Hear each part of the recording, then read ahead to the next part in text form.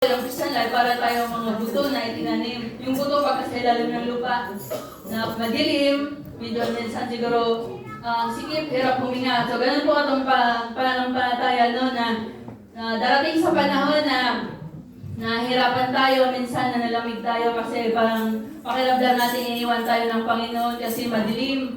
Doon madilim, pero the moment na you still praising God, kahit na nahihirapan ka, doon mo makikita na the more na nahihirapan ka, doon mo nakaramdaman na you are most closer to God sa ganyang sitwasyon po. So sabi nga doon, and after you have suffered for a little while, the God will Himself restore you. Yung ganun. So sa katulad po ng buto na pag kailangan niya ng tubig, kailangan niya maarawan, kahit minsan pag narinig natin yung salita ng Panginoon, minsan nasasaktan tayo kasi gal po tayo doon.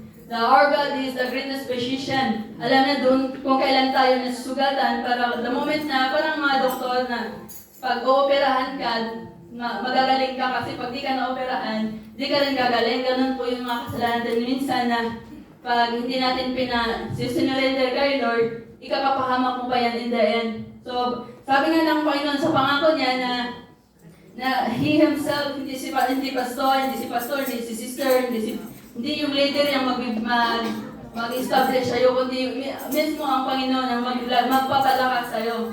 So, sometimes, inanyan ko muna kayong tumayo. That's my short exhortation. Sometimes, trials in our life, it's God, His mercy in disguise. So, I invite everyone to gather ourselves for our prayer and follow